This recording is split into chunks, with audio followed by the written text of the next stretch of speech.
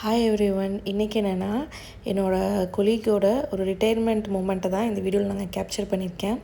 So அவங்களுக்கு வந்து 60 ஆயிடுச்சு, அதனால் அவங்க ரிட்டையர் ஆகுறாங்க. ஸோ அதுக்காக ஒரு ஈவெண்ட் மாதிரி கண்டக்ட் பண்ணியிருந்தாங்க.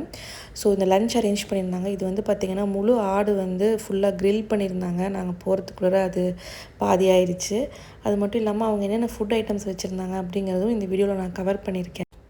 அந்த ரிட்டையர் ஆகிற கொலீக் பார்த்திங்கன்னா அவங்க வந்து அவ்வளோ ஒரு ஹாப்பியாக அவ்வளோ ஃபுல்ஃபில்டாக அந்த வந்து மனசார அவங்களோட ரிட்டையர்மெண்ட்டை ஏற்றுக்கிட்டாங்க.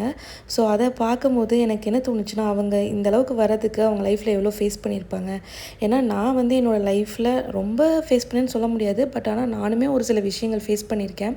அது வந்து என்னென்னா, நான் யூஜி முடிச்சுட்டு பிஜி படிக்கணும் அப்படின்னு சொல்லும்போது என்னோடய பேரண்ட்ஸ் கிட்ட எல்லோரும் சொன்னது, நீங்கள் எதுக்காக கஷ்டப்பட்டு செலவு பண்ணி பிஜி படிக்க வைக்கணும் ஒரு பொண்ணை அப்படின்னு கேட்டாங்க. பிஜி படித்து முடிச்சதுக்கப்புறமா எப்போ கல்யாணம் அப்படின்னு சொல்லி கேட்டாங்க. சரின்னு மேரேஜ் பண்ணதுக்கப்புறமா குழந்த பிறந்ததுக்கப்புறமா இவ்வளோ படிச்சுட்டு பாரு வீட்டில் இருக்கா அப்படின்னு சொன்னாங்க. சரி, குழந்த கொஞ்சம் வளர்ந்ததுக்கப்புறமா நம்ம வேலைக்கு போகலாம் அப்படின்னு சொல்லி நான் என்னோடய குழந்தைக்கு 1.5 வயசு ஆகும்போது ஜாப் ஜாயின் பண்ணேன். அப்படி ஜாயின் பண்ணோன்னே என்ன சொன்னாங்க அப்படின்னா, இவளுக்கு வந்து குழந்தைய பார்த்துக்காம ஜாலியாக வேலைக்கு போகிறா, இவளுக்கு நிறைய பேர் சப்போர்ட் பண்ண இருக்காங்க, அதனால் இவளால் ஜாலியாக வேலைக்கு போக முடியுது அப்படின்னு சொன்னாங்க. அதுக்கப்புறம் எனக்கும் என் ஹஸ்பண்டுக்கும் வந்துட்டு ஃபாரினில் ஒரு ஆப்பர்ச்சுனிட்டி கிடச்சி நாங்கள் இங்கே வரும்போது நாங்கள் 2 பேரும் மட்டும் எங்கள் பாப்பாவை கூட்டிகிட்டு தனியாக தான் வந்தோம். இப்போ நாங்கள் 2 பேருமே ஜாப் போகிறோம், ஆனாலும் அவளை நாங்கள் பார்த்துக்குறோம். ஸோ நம்ம வந்து மற்றவங்க என்ன சொல்கிறாங்க அப்படிங்கிறது வந்து முக்கியம் கிடையாது. நம்மளால் என்ன முடியும் அப்படின்னு நம்ம நம்புகிறோமோ அது கண்டிப்பாக நம்மளால் முடியும்.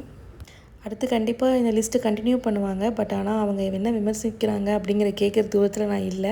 அதனால் லிஸ்ட்டில் நெக்ஸ்ட் ஆர்டர் எனக்கு தெரியல. ஸோ இந்த மாதிரி நம்ம என்ன பண்ணாலும் கண்டிப்பாக விமர்சனம் வச்சுட்டே தான் இருப்பாங்க. ஏன்னா கடவுளே விமர்சிக்கிற உலகத்தில் தானே நம்ம வாழ்கிறோம். ஸோ அந்த மாதிரி பேசுகிறவங்களெல்லாம் just ignore and keep going. So இந்த வீடியோ பிடிச்சிருந்துச்சின்னா கண்டிப்பாக சப்ஸ்கிரைப் பண்ணுங்கள் அண்ட் லைக் பண்ணி ஷேர் பண்ணுங்கள். பாய்.